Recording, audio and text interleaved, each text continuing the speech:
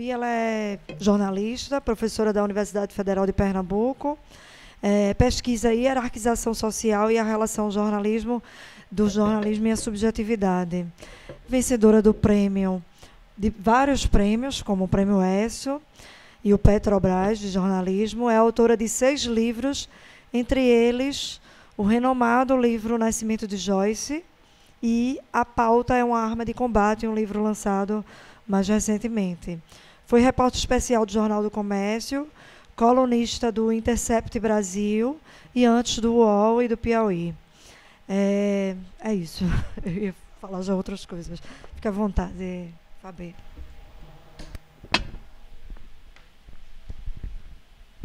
Boa noite. Obrigada, Bianca.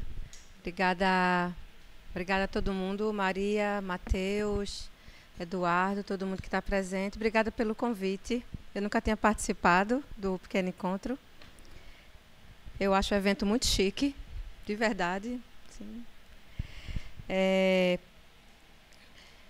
Uma questão que eu estava pensando quando estava vindo para cá é que, assim, eu acho que é importante falar sobre o que eu trouxe para discutir com vocês hoje, mas que não está na apresentação, e talvez seja importante falar um pouco antes também, que várias das pessoas, inclusive, que organizam o próprio encontro, que estão relacionadas ao próprio encontro, em algum momento dividiram redação comigo como jornalista. Eu trabalhei com Maria, por exemplo. E eu digo isso porque essa reflexão que está aqui hoje, que eu vou trazer um pouco nessa relação arte-representação,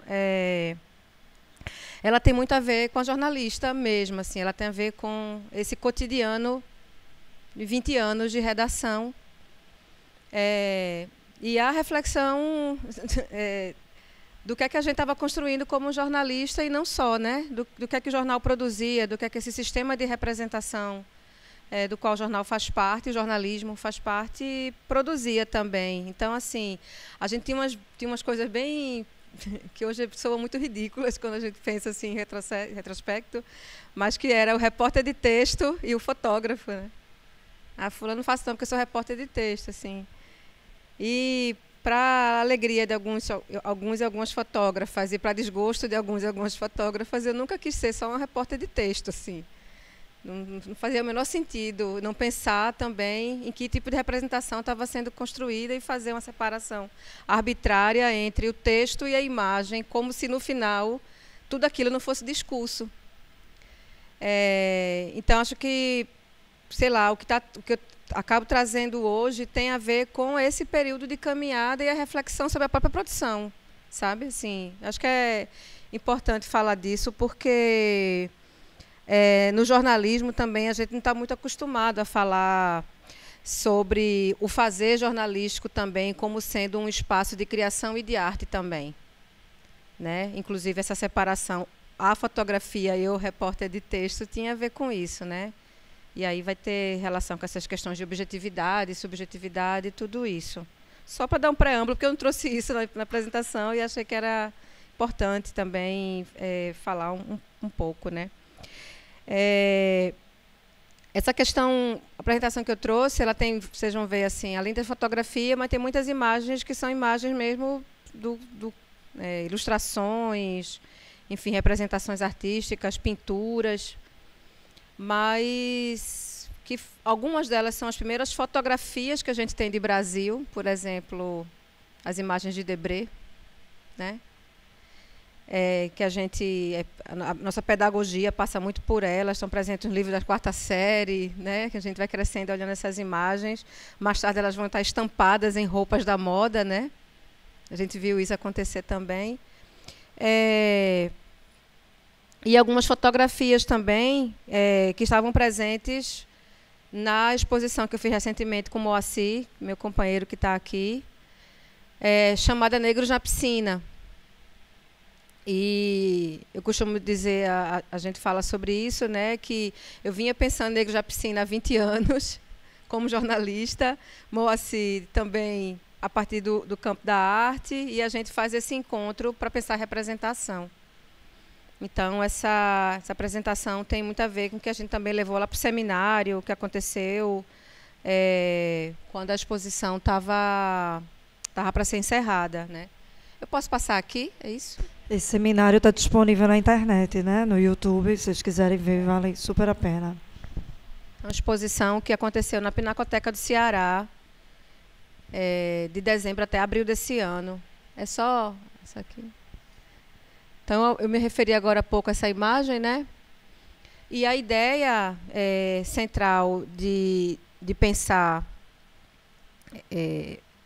essa questão da imagem sofrimento, né? Que a minha proposta assim, de fala aqui, foi justamente pensar como as imagens de sofrimento, elas terminam sendo privilegiadas, elas têm um lugar privilegiado no sentido de repetição e aparição, tanto no jornalismo quanto muitas vezes no campo da arte, e a percepção de que essa repetição das imagens de sofrimento, ela também é uma forma de colonização, né? O sofrimento repetidamente sendo mostrado, e assim as populações que são ali mostradas, as pessoas que são ali mostradas, uma vez que elas só são vistas a partir de uma condição de vulnerabilidade, isso demonstra também a sua pouca capacidade de agência, né? Ela tem um agir que na verdade não está visto e que depende, na verdade, a sobrevivência dela vai depender do agir de outro, não do próprio. E isso é uma condição também de tutela, muitas vezes, né? Então, eu tutelo você. Isso aí tem uma relação de poder, uma vez que você é a pessoa tutelada ou o grupo tutelado.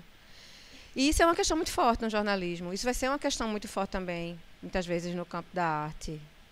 Mais para frente, eu queria falar um pouco sobre isso, porque teve um debate meio recente envolvendo o Maxwell, um artista carioca, que tinha a ver com isso. E aí, entendendo esse lugar de colonização pela repetição da imagem de sofrimento, a gente começou também a pensar nas imagens de insurgência, né? E aí, desde agora, dizendo que, assim, quando a gente está falando de imagem de insurgência, e quando a gente está falando sobre felicidade, capacidade de agência própria, né, de não tutela, eu não estou falando que esses grupos também não são vitimizados e que também passam por sofrimentos das mais variadas formas.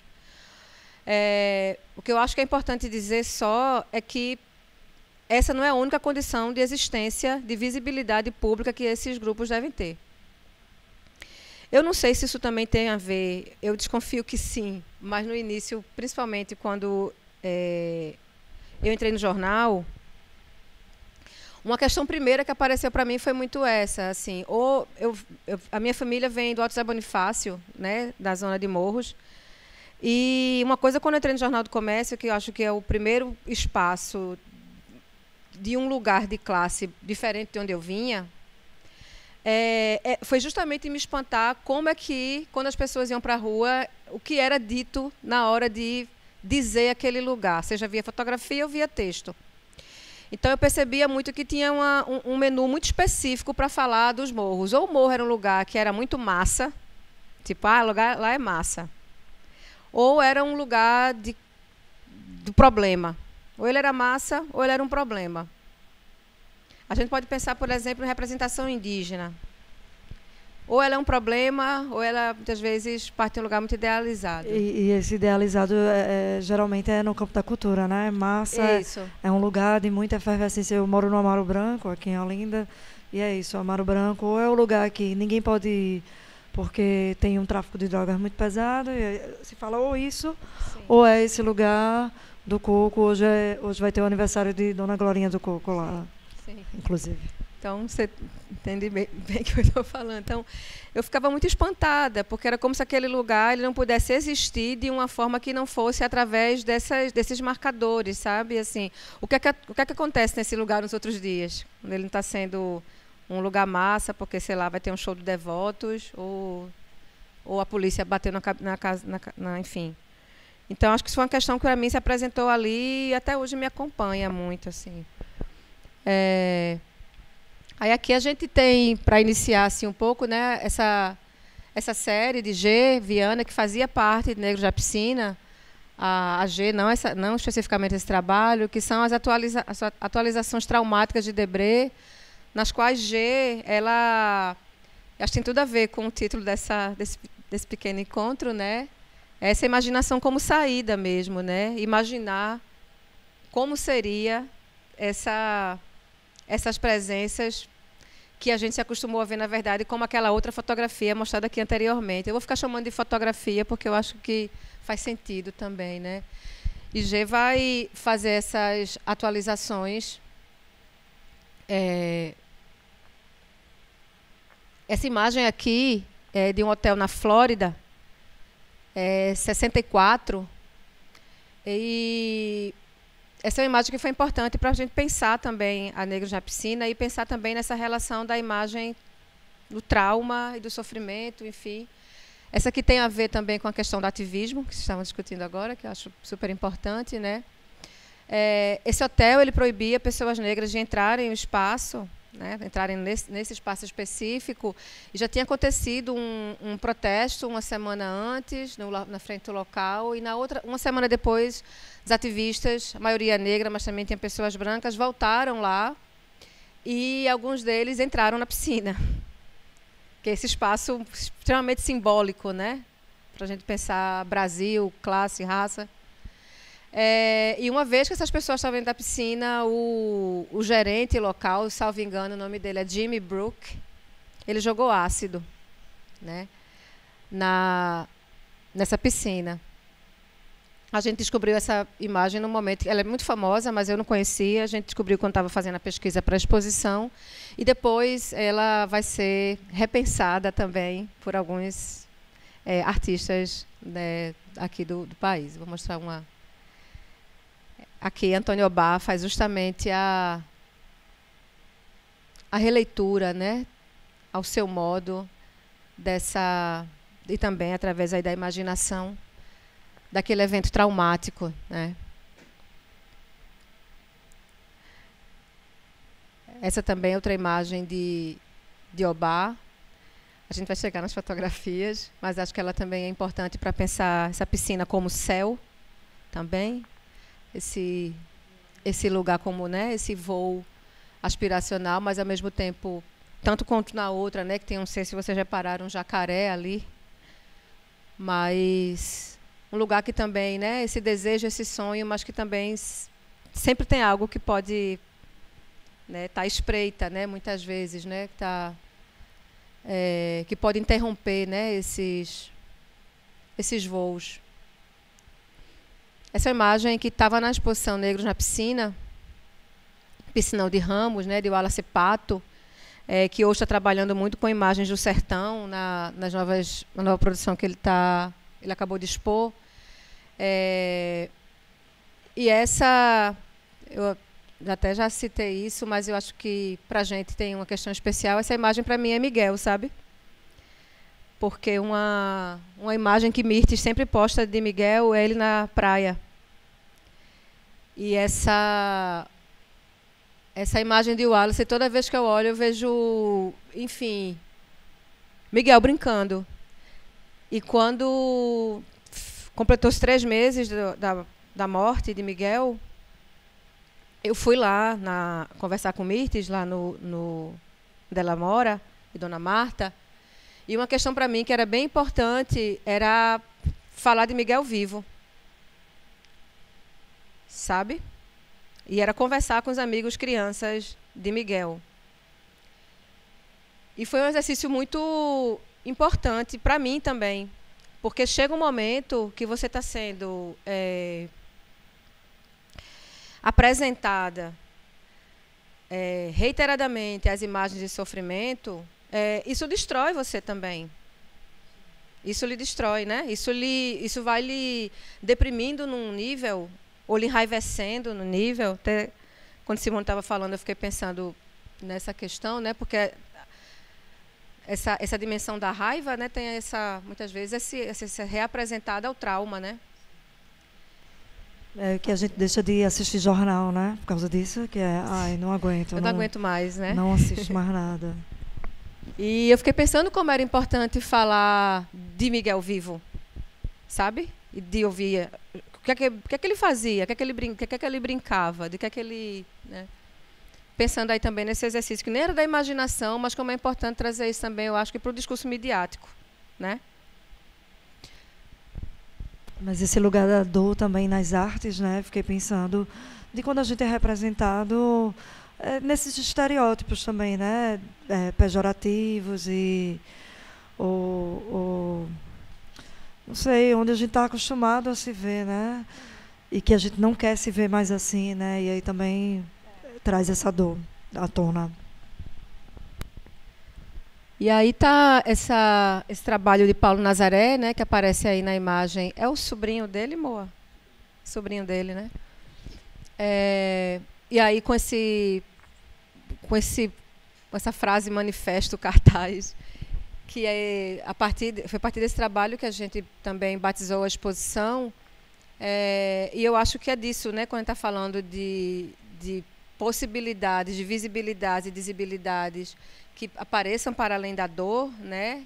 É disso que a gente está falando, é de negros na piscina, né? E essa piscina sendo acesso à educação, à comida, ao lazer, ao gozo, a própria piscina, né?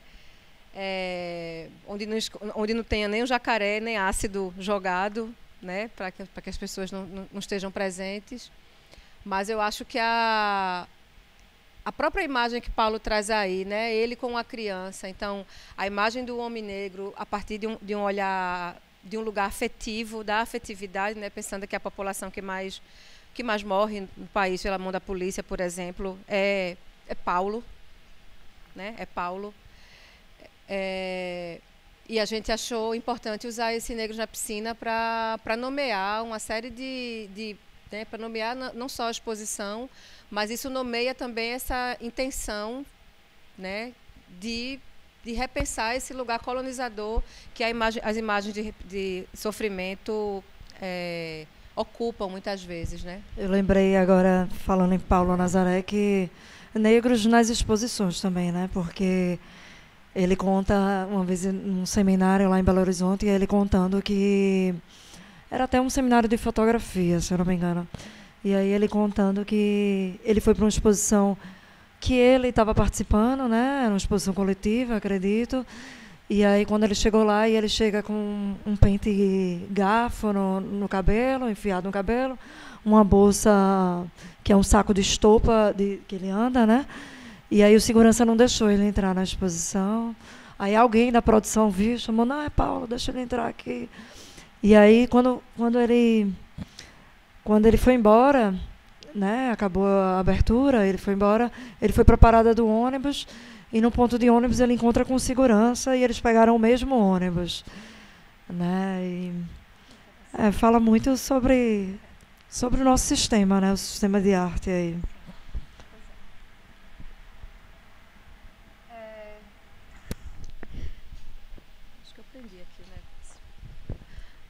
Que é mais um tipo de ilustração mesmo que a gente levou para a exposição também. Eu acho que essa famosa cena, né, esse famoso simbolismo da piscina, no Que Horas Ela Volta, com né, acho que é bem a empregada doméstica, né, quando ela finalmente alcança, né, acho que acho que esse é um dos pontos altos do filme, né, e é a quebra da obediência também de Val ao lugar do poder, né? Quando ela liga para a filha dentro dessa piscina e diz, você não sabe onde eu estou, para a Jéssica, né? Filha, eu estou te falando aqui de dentro da piscina, né? Porque a filha foi impedida de entrar aí, e ela nunca tinha entrado aí, e ela adentra e dá esse, né? Então, eu acho que essa imagem que eu acho que a gente precisa também tem que colar mais na retina da gente também, né? Por motivos vários, né, de autonomias várias, a gente está aqui falando. E eu acho que essa cena que a Ana Müller dirige, ela é bem importante para isso. Aqui tem um trabalho que remete a minhas anteriores que a gente viu, que é de No Martins, essa série Encontros Políticos, e não vou me alongar muito, falar sobre só uma questão, não sei se está no outro, não está, está lá. Nô não estava presente na exposição, a gente até conversou com ele para... Ele ia participar com o trabalho, mas por alguns motivos ele acabou não adentrando, machucou o pé, enfim. Mas ele contou para a gente que fez essa série, Encontros Políticos, né? Que é uma série de pessoas ou na piscina ou na praia, porque ele estava numa praia muito similar que é o que acontece, por exemplo, em... ai, meu Deus, no Paiva, onde o acesso, o Toquinho, onde o acesso é proibido, assim, ou é semi-permitido. E ele estava com uns amigos fazendo aquela boa e maravilhosa farofinha. E chegou um segurança e mandou eles saírem da praia. Né? E eles estavam, né? Era um grupo de pessoas negras ali no momento de lazer, e eles foram convidados a se retirar do espaço público. A partir disso, ele começou a fazer essa série Encontros Políticos, nas quais ele traz a família dele, os amigos dele, as tias dele, as irmãs, as pessoas do entorno dele, ocupando esse espaço de possibilidade de lazer, né, de fruição outra, que foi negado para ele e os amigos num dia na praia. Né? Aqui tem algumas imagens de Eletiel Guedes, feitas ali em Fortaleza, no Memorial Castelo Branco, desculpe dizer esse nome a todo mundo, mas esse foi um dia de ocupação do Movimento Sem Terra, que usou o espaço, tem um espelho d'água, fica em Fortaleza, né?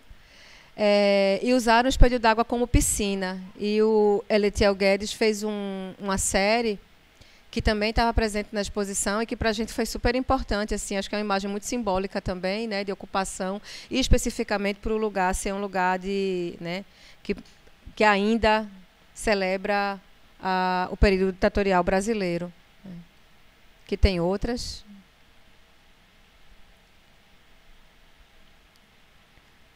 Essa é também no Piscinão de Ramos, né? Essa foto do Júlio Bittencourt estava presente em várias questões sobre essas imagens, inclusive de Júlio, que já foram apresentadas. Ela faz parte também da exposição e também vai mostrar, né, nesse lugar, que é um lugar de forte demarcação racial e de classe, que é o Piscinão de Ramos também, mas esse momento enfim, de lazer, de gozo, né?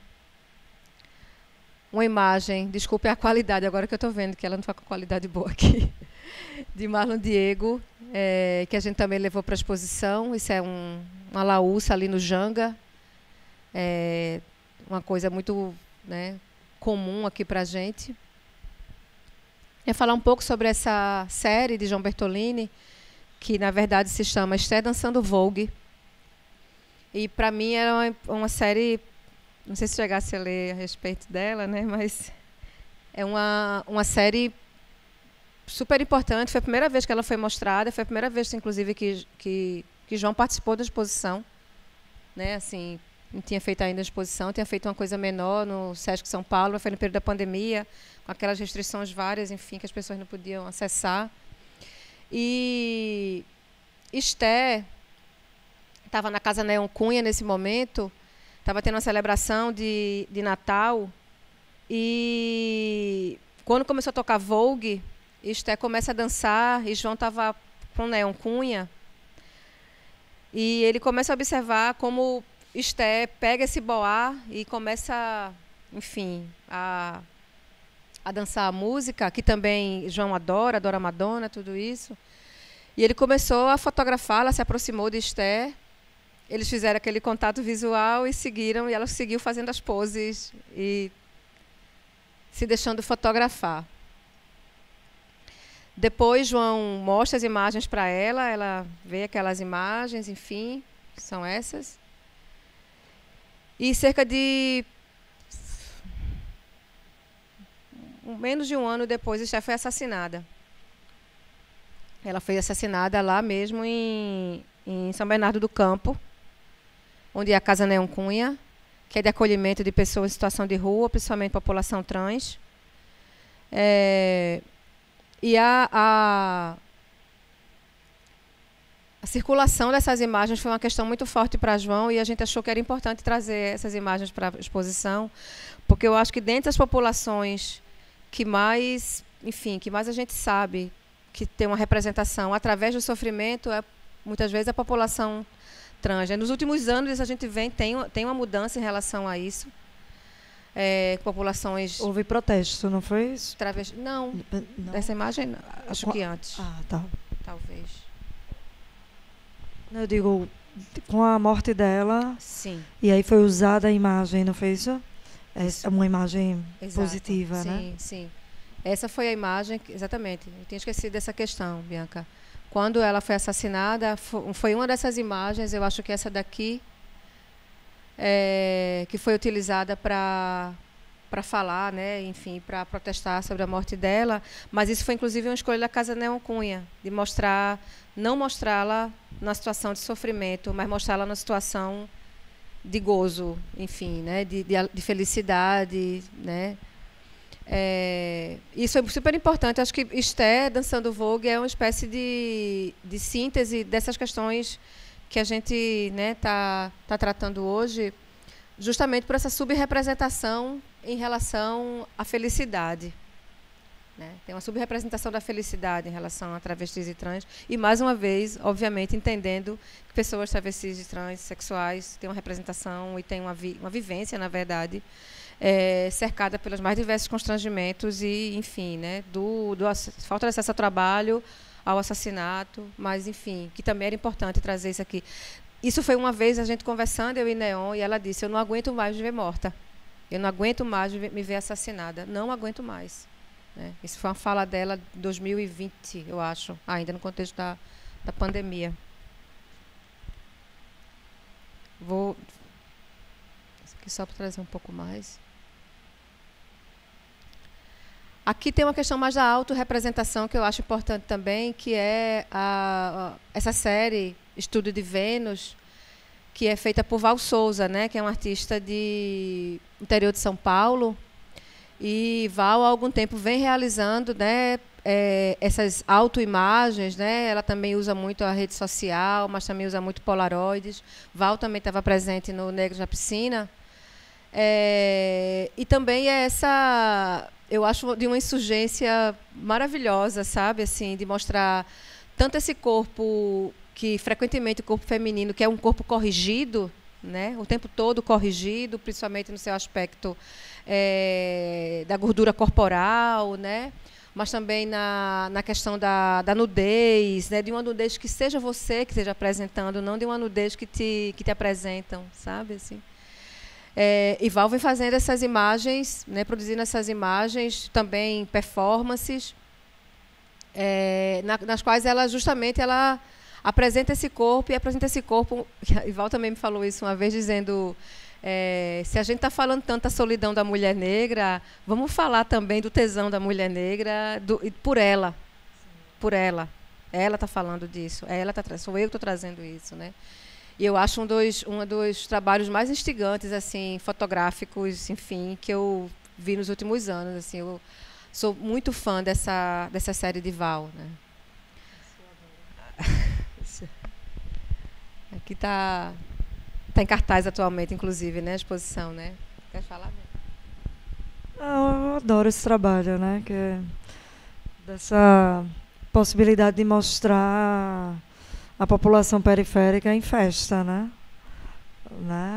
Lindamente. Pois é. Eu acho que essa imagem é muito comum para muita gente aqui, né? Uma imagem... E aí eu me lembro de uma coisa que foi dita uma vez no contexto de uma fala sobre essas imagens, e uma pessoa falou assim: eu acho que é muito importante que a gente esteja sendo apresentado a essas novas imagens. E aí eu achei muito engraçado, eu disse: elas são novas aonde? Mas aí o fato de elas ganharem, né, o espaço expositivo e tudo isso, aí dizer, essas novas imagens, eu fiz, gente, isso aqui é a imagem que minha irmã Agora, ao mesmo tempo, talvez não tenha muitas dessas imagens, porque muita gente não conseguiu fotografar, né? Assim, quando eu era pequena, não era também tão comum. A gente pode falar até em termos de quantidade, mas a existência, né? Assim, essa é clássica. Quando a pessoa falou que eram novas imagens, eu fiquei bem espantada. Tá em que mundo, não né? Não tem novidade não aí, amigo. Essa é uma das fotos que eu acho mais fortes, assim, mais bonitas mesmo do Afonso Pimenta nessa série, né, de Cristina. E ele conversou com a gente também lá na exposição, né? Cristina, antes de ir para os bailes black, né, que tinha muito lá no aglomerado da Serra, BH. Essas imagens são feitas lá em aglomerado da Serra. Aqui esses bailes justamente aqui que a gente está.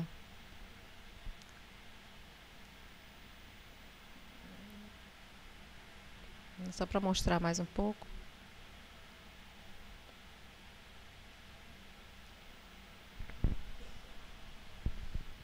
Mas quando eu falei aquilo, né, de pensar o morro, ou o morro era um morro legal e meio exótico, onde tinha uma coisa legal, um bar legal para ir no final de semana, ou o morro da violência, era esse morro que estava acontecendo também, sabe?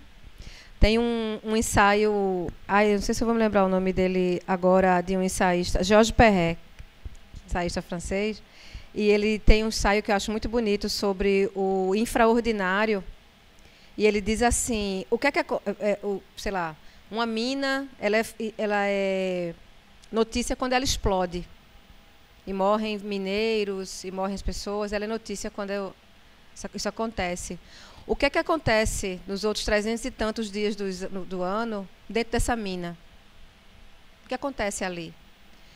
E eu acho que essas imagens e outras imagens que a gente pode pensar aqui, imaginá-las, desses lugares, é justamente isso. O que é que acontece no espaço cotidiano de pessoas indígenas, sejam urbanizadas, sejam rurais, quando não está havendo conflito, sabe? Ou quando está havendo a festa? O que é esse cotidiano? O que é esse dia a dia também, né? Esse dia a dia ele é marcado por, sabe?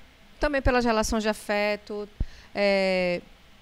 pela panela no fogão. Pela rotina. Pela rotina, sabe? Lembrei do trabalho agora de Simone, né? Também, que era essa possibilidade de mostrar da população LGBTQI, né? O comum também. O ordinário. Acho que mostrar o ordinário, às vezes, o ordinário nos aproxima, entende? O ordinário, ele tira justamente esse lugar do herói, que vai mostrar a pessoa em sofrimento, ou, sabe? Esse ordinário, ele deshierarquiza, de certa maneira. Então, isso, para muito exercício, para muitos jornalistas, isso quase será o próprio poder. Então, é uma questão, né? Então, acho que essas imagens de Afonso Pimenta, né, do Ramos também, eles... Agora tem uma questão também disso, que nas artes a gente tem debatido que a questão do lugar de fala, né? As pessoas precisam elas mesmas se mostrarem, elas mesmas falarem sobre esse lugar e não o outro, né? Que aí que no jornalismo esse debate já cai um pouco, né? Que o jornalista vai ali... eu tenho várias questões sobre isso, sabe, assim, da coisa, na verdade, como a acepção de lugar de fala acabou sendo utilizada, que é muito problemática muitas vezes, né? Mas a gente pode depois especificamente voltar, assim, só para... Tá terminando aqui a apresentação, só para a gente também não esquecer do logo ontem, né? A gente tem vários artistas, fotógrafas também, que estavam fotografando esse espaço da integridade há bastante tempo, assim, né? A gente tem, seja Heitor dos Prazeres, seja a Maria Auxiliadora também, né? Aí na pintura. Mas ficava fora do grande circuito, de algum modo? Que acho que... Tiveram, né? Maria Auxiliadora, ela era artista fazia um tempo, já vinha, já fazia essas representações desses espaços cotidianos, muito do candomblé também, ela vai fazer, né?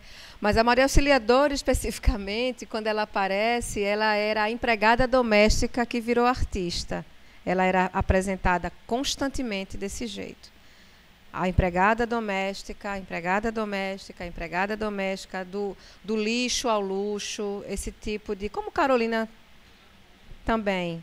Então, esse tipo de expediente que diz assim, olha que exótica essa artista que era até empregada doméstica. Mas eu quero colocar aqui nas imagens, porque eu acho que, né, é impossível não pensar em Walter Firmo, que também, né, eu acho que é um nome super importante para a gente pensar num fotógrafo que vem do jornalismo também, né, revista Manchete, enfim, e que tinha esse olhar para a integridade e para a felicidade, sabe, assim. Você não encontra fotos de Walter Firmo com pessoas negras fotografadas na situação de debilidade, sabe? Walter Firmo estava ligado assim na importância disso aqui também, sabe? Tá ali sendo apresentado. E não era só, inclusive, num momento especificamente da festa, porque o carnaval, né, que talvez seja um lugar mais comum da gente ver essa representação, mas era, sabe, assim, ele vai para escutar isso em vários grupos geracionais, em várias situações, né, mas trazendo porque eu acho que a melhor palavra para definir é a integridade mesmo, e acho que essa imagem de Gaudêncio eu vou terminar com ela, porque eu acho que essa imagem é um batismo, né? Essa imagem de Gaudêncio eu acho que é uma prova assim do quanto ele reivindicava também, né? Reivindica Walter Firmo não só a divindade dessa população constantemente silenciada, né? Mas a dimensão estética, capacidade de resistência mesmo, sabe? E a resistência nessa beleza, né? Acho que eu vou finalizar por aqui com essa imagem e a gente vai conversando. Vai conversando, né? Tá bom. Fiquei pensando várias coisas, né? O quanto a gente foi bombardeada com imagens contrárias a isso, né?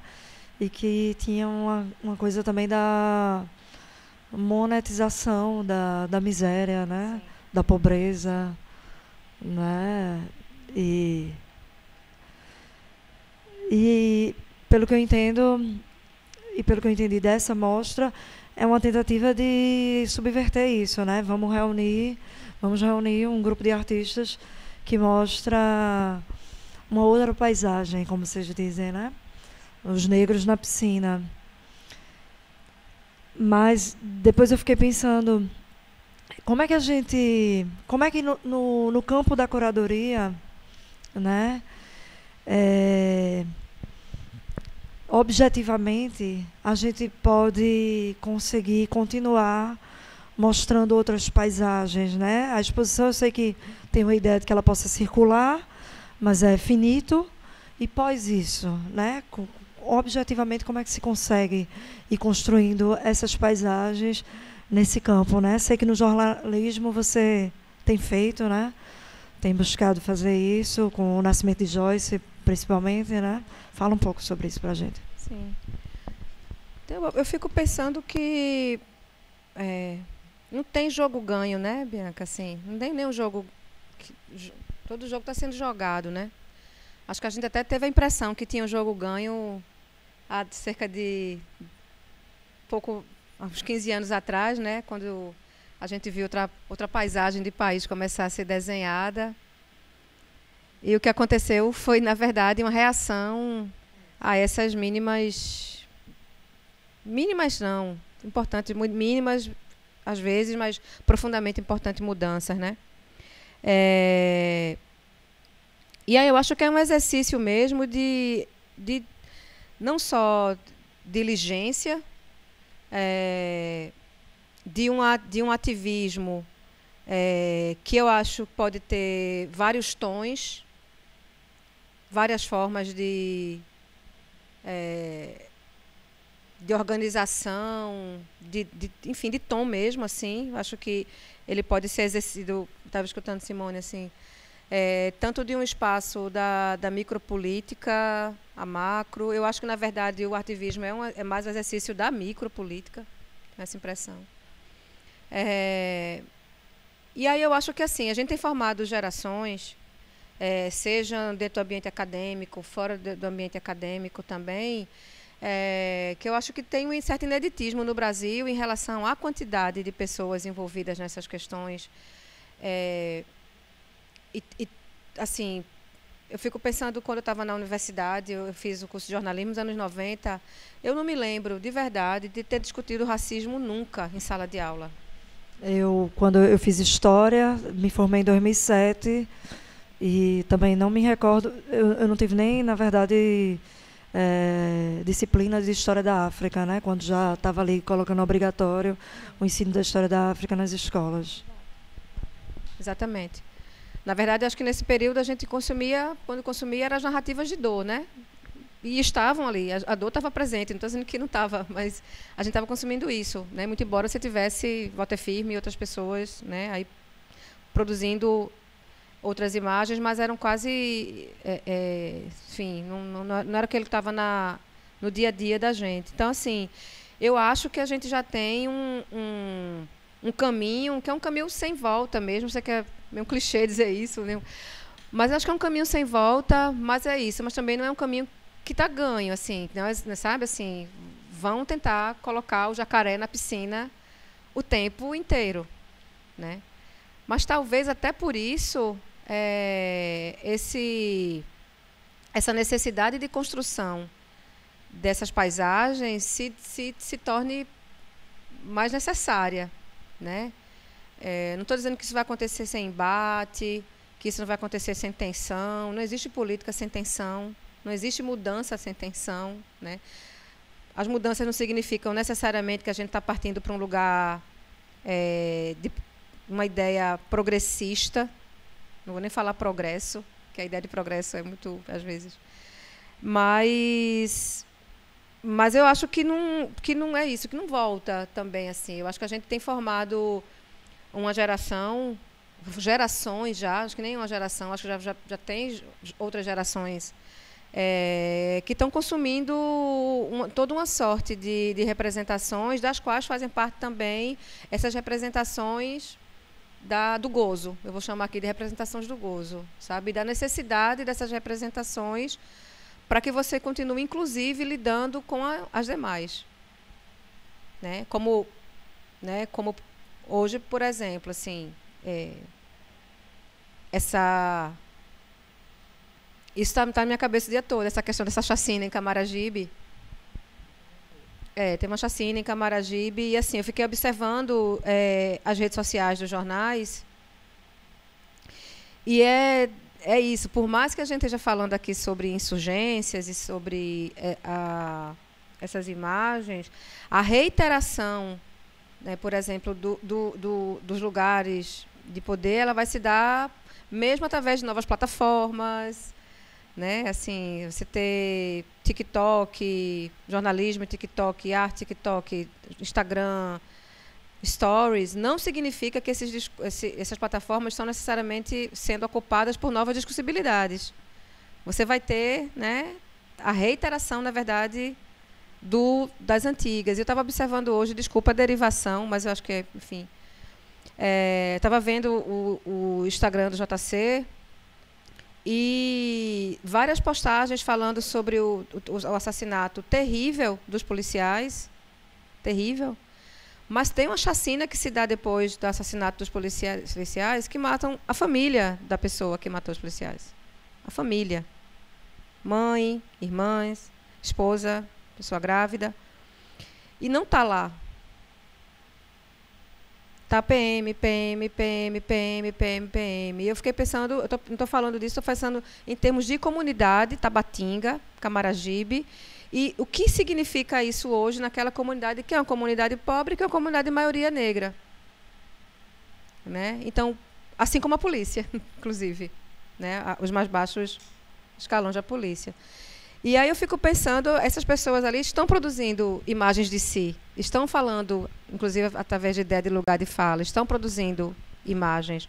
Mas que imagens vão ser essas? Vão ser imagens do que está acontecendo agora, né? Também. Então, a concorrência entre a imagem do gozo e a imagem da morte, elas estão acontecendo agora, ao mesmo tempo, assim. E você falando assim, não dá para voltar, né? É um caminho sem volta, apesar do medo que a gente teve aí, né, recente. É um caminho sem volta. E aí, nesse sentido, não tem como a gente pensar artes visuais, pensar fotografia, sem perpassar por essas questões, né? Sem deixar que essas questões atravessem o próprio sistema, né? Então, quando eu penso, por exemplo, estão sendo feitas diversas exposições nesse sentido das questões raciais, mas a gente continua tendo as instituições ainda não frequentadas, né, por pessoas negras, e não é porque elas não querem ir, né? Não é porque nós não queremos ir. E aí a gente, enquanto agente político, e a gente falou aqui esses 2 dias sobre isso em diversos momentos, né? Do artista enquanto agente político, né? Dos nossos corpos, nossas corpas, né? Aqui no mundo politizado, nossas ações, como é que a gente vai se eximir de todas essas questões? Então, desde os fotógrafos, né? Desde os artistas fotógrafos, desde os jornalistas, dos curadores, né? Os gestores, e aí a gente pensando em cada camada dessa, dentro da cadeia produtiva da cultura, né? É um caminho sem volta. Aí você falou do lugar de fala, e eu fiquei pensando também como é que, quando vocês provocam, né, essa provocação desse lugar de insurgência, da representação de outras paisagens, mas como você vê isso, dessa representação de outras paisagens, né, das paisagens que a gente quer ver, mas elas sendo feitas por pessoas que não pertencem, de algum modo, a esses grupos que foram historicamente excluídos, seja do artista, seja da curadoria, né? Fala um pouco. Sim. Esses dias eu escutei uma pessoa, estava no evento, a pessoa disse: agora todo mundo também é curador. Aí eu assim, entendi. Acho que tem muito a ver com a própria exposição, assim. Quando eu penso, por exemplo, Walter Firmo fotografando uma população negra, populações várias na integridade, né? A gente não tinha nem o termo, essa nomeação, né? O lugar de fala, né? Mas, né, eu penso em Val, por exemplo, se fotografando e, né, não só se fotografando, mas dizendo assim: olhem para mim, e eu sou a Vênus, né? Não só olhem para mim, mas reivindica o lugar da Vênus. A exposição também, me lembrando aqui, tinha trabalhos da Ventura Profana, que eu também acho muito sensacional, o trabalho de Ventura, porque ela não só visibiliza aquele corpo daquela mulher trans, preta, gorda, mas ela reivindica Cristo também. Ela está na igreja, ela é uma pessoa, ela diz que Cristo é um lugar de poder, eu tenho fé, eu sou cristã, eu quero Cristo perto de mim. Então ela reivindica, sabe? Ela aparece com associada ali fortemente às imagens católicas, enfim. Eu acho assim, sabe, Bianca, assim, a gente, nem o jornalismo, nem a fotografia, a curadoria, a gente não consegue sozinho dar conta, né, da sofisticada violência que o Brasil produziu e produz, né? Dessa sofisticada violência, por exemplo, hoje, você olhar o Instagram de um jornal e você não vê nomeada, né? Até a palavra uma chacina, e você está ali associada ao espaço do poder PM, assim. É uma violência muito sofisticada e reiterada e naturalizada. Senão ela não seria tão importante, tão forte. É a naturalização que confere esse poder a ela. Então eu acho que é muito difícil para a gente, assim, sozinho, né, pensando, né, a gente conseguir, por exemplo, fazer com que as pessoas se sintam mais à vontade para participar daqui, de adentrar ali, chegar aqui nessa cadeira e sentar e participar da discussão. Eu acho que no jornalismo isso já vai se dar de maneira diferente, muito por conta tanto da precarização dos jornais, mas pela autoprodução, né, que as pessoas realizam. Então, eu acho que isso é um trabalho que precisa ser coletivo e perpassar, enfim, vários desses espaços, instituições. Mas, assim, teve uma coisa muito positiva, especificamente Negros na Piscina. A Pinacoteca de Ceará, não sei, é muito novo o espaço, né? Mas ele fica bem no centro de Fortaleza e atrás da Pinacoteca, na verdade, margeando a Pinacoteca até lá a Praia de Iracema, tem várias comunidades, né? Tu lembra o nome da... Moura Brasil, aí tem, acho que é Poço da Draga, tem a do, acho que é Beco Preto ou Buraco Preto. Então, ao redor da Pinacoteca, é aquele espaço que é aí, Fabiana, eu especificamente teria escolhido outra cor, é branco demais. O sol de Fortaleza ajuda ele ficar, ele encandeia seu olho, inclusive, aqueles... e é uma cor que contrasta muito com essas comunidades que estão ali ao redor. Né? Tem muita gente também, comunidade morador, pessoa que em situação de rua, pessoa usuário de crack, está ali. E aí, no dia que eu estava lá, perto de voltar já para Recife, entra um rapaz, que é o rapaz que não adentra normalmente, assim, comumente, as exposições. Daniel. E aí eu acabei me aproximando e conversei um pouco com ele. E aí, ao longo do... A gente voltou, mas a gente ficou recebendo educativo, enfim, né, as informações em relação à exposição. E aí a exposição... E as outras também, que estavam... Eram 3 exposições, na verdade, eram 3 lugares abertos ao mesmo tempo, 3 pavilhões. A exposição foi visitada por muita gente, 60 mil pessoas. E a gente via nas imagens a mistura, que eu acho que talvez seja aquilo que a gente tanto deseja, assim, que a gente aspire, sabe, que a gente fique, sabe, assim, da gente ter uma população para além daquela que já está iniciada, enfim, nesses espaços. Não sei lhe dizer exatamente por que isso se deu. Eu precisaria conversar mais lá com o pessoal. Eu acho que isso tem a ver com o lugar. A inauguração, né? Foi a inauguração dele? Pós-inauguração também. Isso foi até abril, assim, essas 60 mil pessoas até abril. Eu acho que tem a ver com o espaço, está localizado ali, e é um lugar que as pessoas da classe média, geralmente, de Fortaleza, não querem ir para esse centro. Como acontece em Recife, enfim, como acontece nos centros, né? Entendi. Enquanto curadora, você pensa equidade de gênero, raça, dessas questões nas suas curadorias? Eu fiquei pensando aqui, fazendo analogia com o seu livro, né? A pauta é uma arma de combate na curadoria? A curadoria é uma arma de combate. Né? A própria curadoria, sim.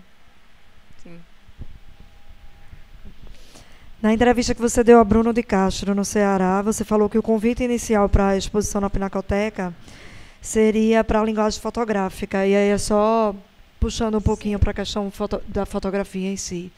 E vou abrir para perguntas, gente. E aí, que vocês tinham uma ideia antes de...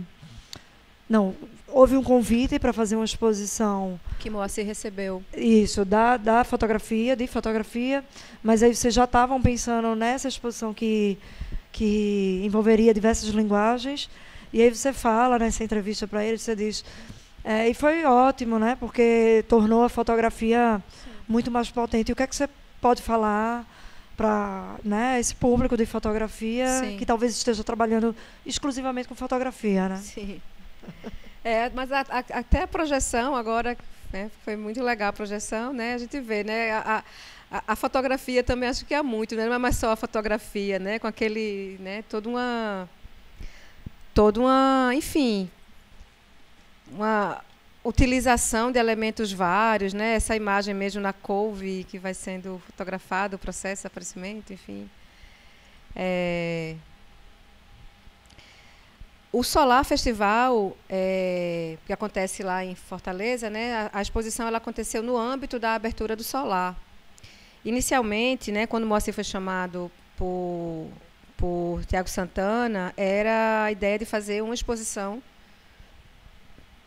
trazendo Alfredo Jaá.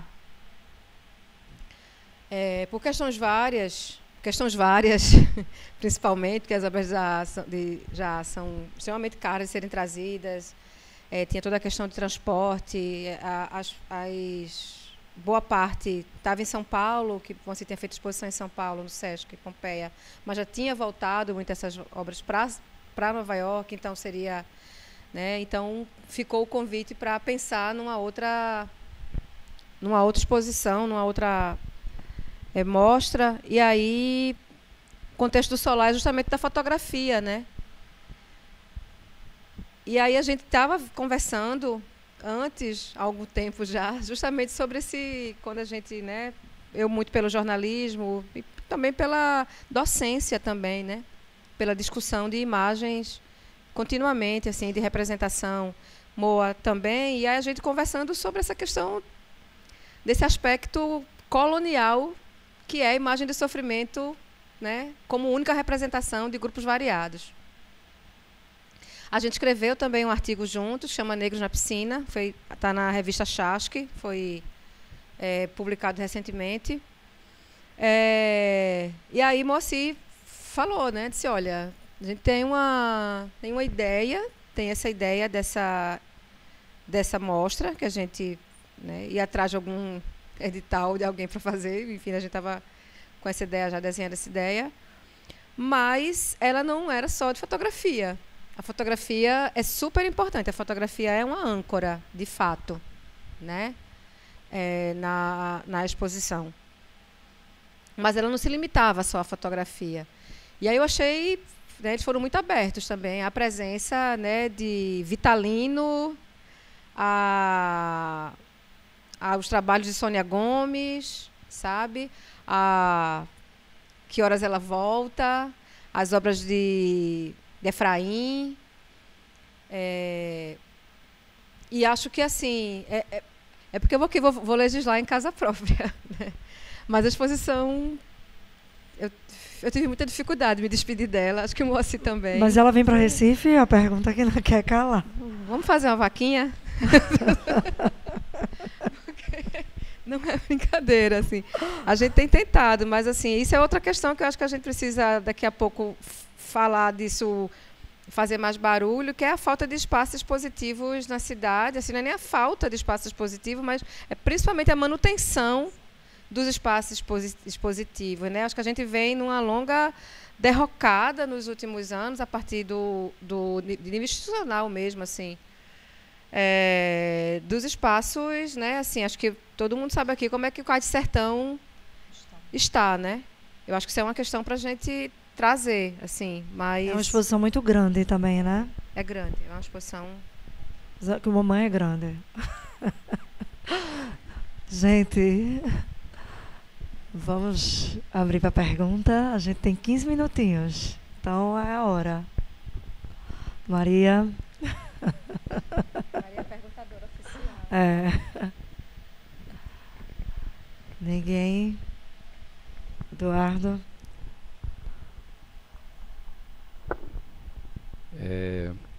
Eduardo, prazer com o seu trabalho. Não, assim, eu venho de um tempo já, né, na fotografia, assim, fazendo um monte de coisas, me interessando por várias conexões, assim, e ultimamente eu venho organizando algumas coisas assim, na minha cabeça que passam por uma ideia Por uma ideia não, passa por uma busca de pensar se a fotografia, ou perceber, assim, procurar os trabalhos, enfim, e juntando peças aí no quebra-cabeça da fotografia como antídoto de si mesma, assim, né? Então a fotografia ela sempre foi muito muito útil, né, para uma série de coisas nada interessantes aí para falar, né, assim, para aliviar a barra, mas ela sempre esteve associada a muitas coisas muito ruins, assim, né? E aí eu venho sempre procurando assim trabalhos e juntando e olhando para os meus trabalhos também nesse sentido de pensar essa possibilidade da fotografia ser, né, homeopaticamente remédio para o mal que ela causa, ou vem causando, ou já causou, né? E aí eu queria ouvir um pouco, porque assim, eu acho que esse recorte ele traz muito isso, né? Assim, você fala dessa dor, mas apresentando o oposto, assim, ou apresentando esperanças, né? Dessa não dor, assim. Então, como essa foto, como você falou de Walter Firmo, assim, né? Essa é uma fotografia que não é de hoje, né? Essas discussões vêm acontecendo muito fortemente hoje, mas ele já fazia isso há muito tempo atrás. Então é isso, sei lá, não é bem uma pergunta, é só ouvir um pouco de vocês, assim, essa ideia do antídoto. Isso é massa. Porque assim, se a gente não acreditasse nisso, a gente não estava aqui, né? Assim, na fotografia, no jornalismo, na curadoria, na produção de representação e não só, né? Mas assim, algumas vezes assim nos últimos anos, assim, já escutei umas críticas assim às coisas que eu venho escrevendo sobre jornalismo, porque seria uma destruição do jornalismo. Quando eu faço a crítica à objetividade, tudo isso, né? E eu vivo falando assim, na verdade, isso é uma declaração de amor, né? Se eu não estivesse falando sobre isso, insistindo nisso, é porque eu acho justamente que o jornalismo, e aí eu insiro a fotografia documental, eu tenho um bode muito grande com as separações, assim, muito bode, assim. Então, a fotografia, o jornalismo, que eu entendo também como um lugar de dimensão estética, artística, eu acho que são lugares de restauração de humanidade mesmo, sabe? Eu acho que do mesmo jeito que você falou, assim, né? Que se a gente, durante tanto tempo, a gente produziu essa desumanização, é um lugar também de restauração de humanidade. Não estou falando disso de uma maneira, assim, não quero só pretensiosa, não, porque eu acho que ninguém vai fazer isso sozinho. Ninguém vai fazer isso sozinho, né? Isso é também trabalho feito com muita gente junta e muita gente pensando junta, muita gente quebrando a cara junta nesse processo, porque a gente quebra a cara nesse processo. A gente vai sofrer as críticas, a gente vai ser chamada à ordem, a gente não tem uma produção. Eu estou produzindo agora uma representação finalmente correta. Aí a gente sempre reitera, é uma representação. É um recorte muito específico, escapa mais do que está dentro, né? Seja do meu texto, seja do meu, né, da imagem que eu estou trazendo aqui, sempre vai haver esse espaço. Assim, acho que a gente precisa também, eu acho que confrontar um pouco mais essa questão de dizer isso e assim, assumir isso é uma representação, sabe? Porque senão a gente vai ficar o tempo todo sendo Estado a ter que dar conta do mundo e o mundo não vai caber nisso. O mundo não vai caber nessa imagem, o mundo não vai caber nesse pequeno encontro, o mundo não vai caber nesse livro que eu lancei agora há pouco. Eu acho que é preciso, né? Mas sim, eu acho que é através do próprio veículo, digamos assim, que a gente consegue realizar também esse caminho restaurativo ou de novas possibilidades, ou de, como pensando aqui a produção dos retratistas do morro, de trazer para um campo que muita gente julga que essas imagens sejam novas, quando essas imagens estão sendo produzidas nas periferias brasileiras há tanto tempo, né?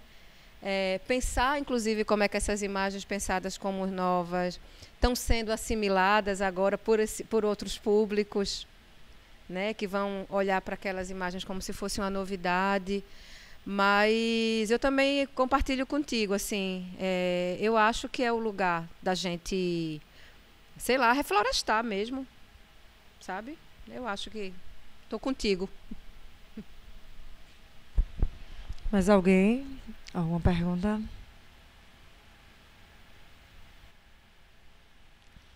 Então a gente pode encerrar. Fabi falou de reflorestar e eu lembro da primeira conversa que a gente teve ontem, que foi com o Ricardo, e que ele falava em respirar, não esqueci nunca. E aí é isso, né? Também talvez um respirar para reflorestar, né? E pra gente, então a gente, né? Pega o fôlego e vamos embora de novo, né? E é Simone, é Marilene e todos nós, né? Nas artes aí, na luta. Obrigada, Fabi. Muito, muito bom poder conversar com você. Estou muito feliz e muito honrada também estar aqui no Pequeno Encontro e a gente poder fazer esse bate-papo e eu conhecer também, né, outros artistas que eu também não conhecia. Agradeço novamente a Maria Chaves, a Eduardo e Matheus pelo convite, né? E toda a equipe que estava aqui trabalhando com a gente também, obrigada. Os artistas presentes aqui no palco, no bate-papo e a todos os convidados. E vocês, né, que estão aqui também até uma hora dessa, firmes e fortes. Obrigada. Também quero agradecer vocês também. Muito obrigada demais, assim, e de verdade, parabenizar o Encontros, né? Uma fala, para deixar, uma fala muito genuína, assim, parabéns, assim... 9 anos, daqui a um ano eu sei que vai fazendo os 10 anos de Pequeno Encontro, assim, e eu espero que seja muito foda. Parabéns.